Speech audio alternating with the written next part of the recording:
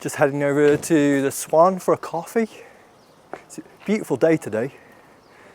Bit of a contrast to yesterday.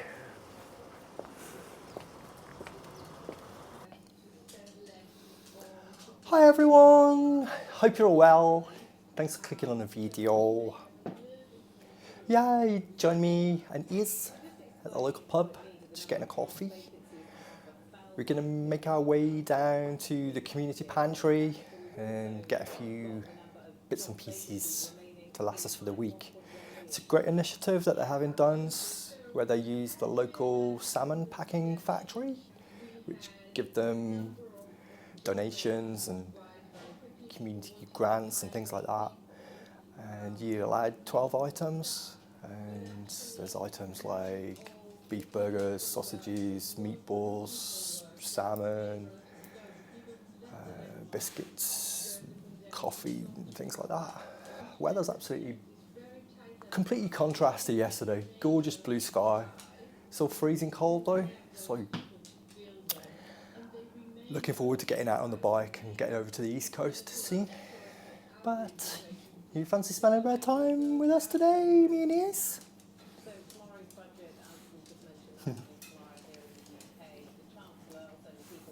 Come on in! Yeah, I love having my habits and routines. When I lived in Hawick, I always used to like to go down to Greg's and get a coffee in Greg's. And here in Duns, I like to come down to the Swan and have a coffee with Iz. There's no comparison really between Greg's and a good country pub. Yeah, I've got my polo neck on that Alison gave me from Hawick, from the charity shop. My cashmere polo neck. Yeah, it's absolutely ice cold again today. It's like snowing weather again.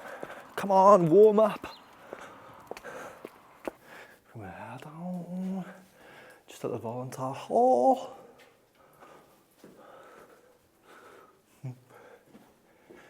It's like they're putting on some kind of show or something like that.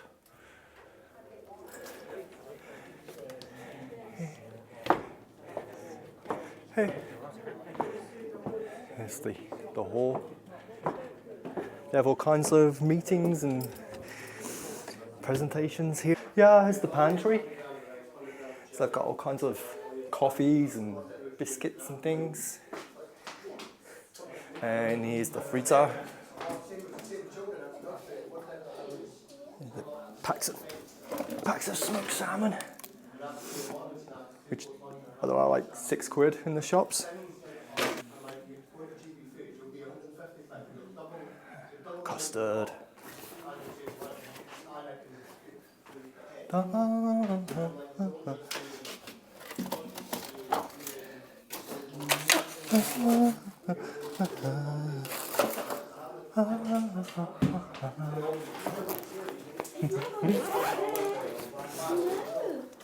It's okay, P. Yeah, you get to sit down, have a coffee, a cup of tea and a blather with the locals. Local artist here has donated some of the photographs from around Duns. Beautiful. Yeah, that one there is the top of Dunslaw. That one there is the Market Square. That's the beautiful East Coast. It's a lighthouse, not far from St. Abbs. Yeah, but they're having a meeting in the hall, so we're going to have a look. So there's an organisation that's called like the u3A or something, and they're having like a meeting regarding gardening. And I've been asked if I want to stay and have a listen.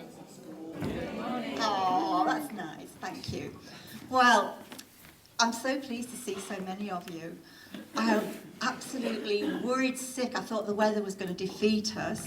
However, it didn't. It's cold though, isn't it? This morning, you all know what we've come for. A rerun of our Gardener's Question Time. Our panellists are all primed and ready. So I'm not going to waffle on, you don't need me. I'll introduce you to Kit Hobkirk, who is going to be our Master of Ceremonies. Give him a wave. Because you don't know who Kit is, do you? No. So anyway, with no further ado, I'll hand over to Kit, and have a good morning. I hope you enjoy it. Good morning, everyone. I thought that what we would do is we'll start with this very illustrious panel. It's absolutely fantastic. I'm in awe of all these people because as a complete non-gardener, I'm hoping to glean an enormous amount of knowledge from them. Not that I'll probably do anything with it, but I'll have the knowledge. So we'll start on my left, and if you'd like to introduce yourself. Now, I could probably talk to you without the microphone and you can still hear me, is that correct? Yes. So, and I think Patrick, you're quite happy not to use a microphone, but if one of the panelists is talking and you can't hear them, just shout and we'll thrust a microphone in their direction. Yeah, that's fine. Yeah. Hello, I'm Joy Gray. I am a garden designer. I have a garden design business called Goose Green Design, and I'm based in Gullen in East Lothian. I am a farmer's daughter. I grew up between Kelso and Yettham. I have a degree in agriculture. When I qualified, I joined one of the Unilever companies and eventually moved into animal feedstuffs. I then got married and started a family, and I decided I wanted to do something that would work with the family. So in 2004, I did a diploma in garden design and set up my business, and here I am. Patrick. Okay, I'm Patrick Dixon, and I studied rural science at school many years ago, and then went on into, well, related agricultural industry. And now I'm retired. I work away in what I call a garden of hard knocks. And reasonable sized garden, and I like to kind of be nature friendly in it. So it's what you might describe as rustic, with homemade garden ponds and homemade bird feeders and things like this. So let's get straight to it. And we have the first question from Keith Dickinson, which is, I have been trying to develop a low maintenance wild part of the garden under some alder trees. I keep telling my wife I'm doing that, and she doesn't believe me. After several attempts, the area is simply covered in nettles. How can I get rid of and control nettles? Well, Patrick, this seems like a perfect question for you. Well, Keith, who I know, yes, are you there? Keith, I don't know whether you're comfortable using any pesticide in the garden, but under the alder trees, unless you're wanting to keep any grass that's there growing, but you can use Roundup. We know or glyphosate, that's the active ingredient. It's not that you're going to be eating these nettles, I presume, so there shouldn't be any problem using that. The problem is with the nettles. So when it starts coming up, get the very young leaves and then you can spot treat it. There are products on the market where you don't have to spray. You can spot gel it or you can paint it on, because as you spray, you have to wait for a not rainy day and a not windy day. So I prefer, if I have to use glyphosate, to use the gel. So you might have to keep doing it because it's not as strong as industry Roundup, but it does do its job. Great, there you are, Kate. In no time you'll be cracking out the pina coladas in your tropical garden. Puzzle tree, about 2.5 meters tall in the centre.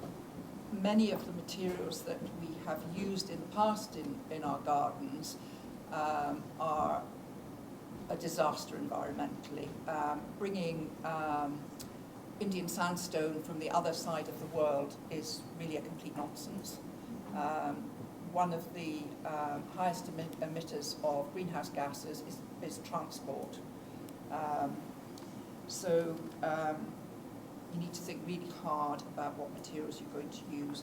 Reduce the size of your patios, reduce the amount of paved pathways that you install, and think of using alternative materials. Also think about recycling, repurposing anything you already have in your garden. So, for instance, if you don't like the paving that you've got and you're going to lift it, use it as a base for your new shed so that you're not taking it off-site. Again, transport and all the other gases that would result in.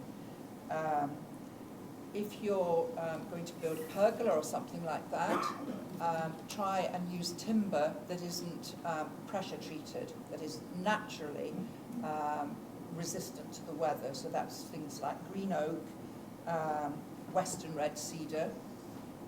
They will naturally, unfortunately, and it's the same with so many things that we're going to do to fight the climate emergency, it's more expensive.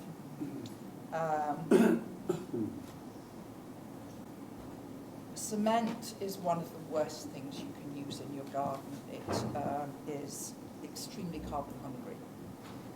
New products are being developed which use byproducts. For instance, timbercrete, which uses sawmill waste. You could use rammed earth, which is basically compacted subsoil, which I think you get away with here. It wouldn't really work in a very wet climate. So then moving on to soft landscaping. As I said, by designing a garden, make sure that we're putting in plenty of plants that will lock away carbon. It's the best excuse to keep going to the garden centre and buying more plants, which we all love doing.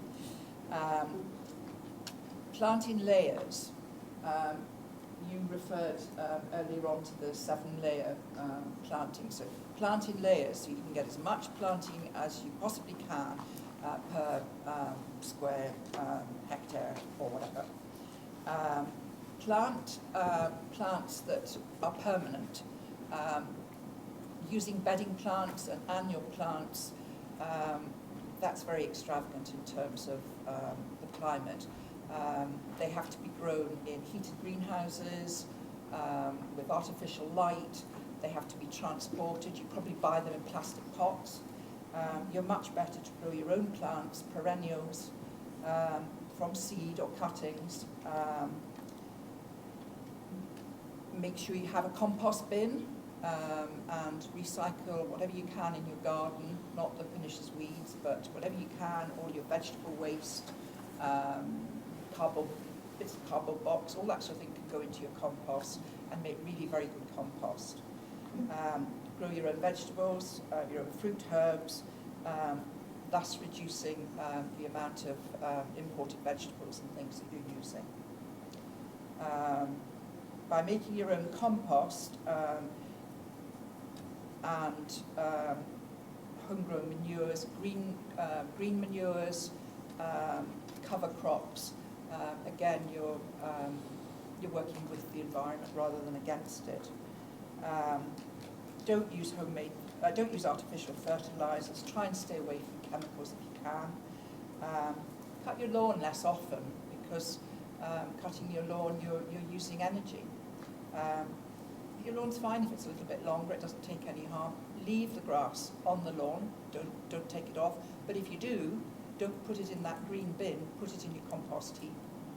I would discourage the use of electric tools, including hedge cutters, that sort of thing, if you can possibly cut by hand.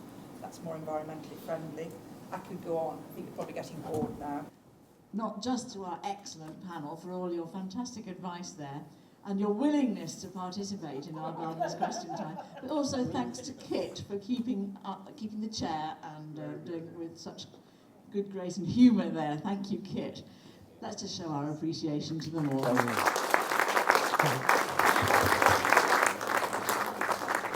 Yeah, that was really enlightening. started off talking about spraying glyphosate over everything, then descended down into climate emergency. And I remember the late David Bellamy talking about how carbon dioxide levels were 4 times higher than what they are now, and that it allowed the tree line to grow a lot further north. And I wish he was still about. I can imagine if he lived in Duns and he was at that meeting. I'll leave some links below to what happened to David Bellamy towards the end of his life. But yeah, if you live around Duns, I'd come and use the community pantry. It's a really great resource and it takes the pressure off your shopping bills. Hope you've enjoyed the video and I'll see you on the next one, yeah?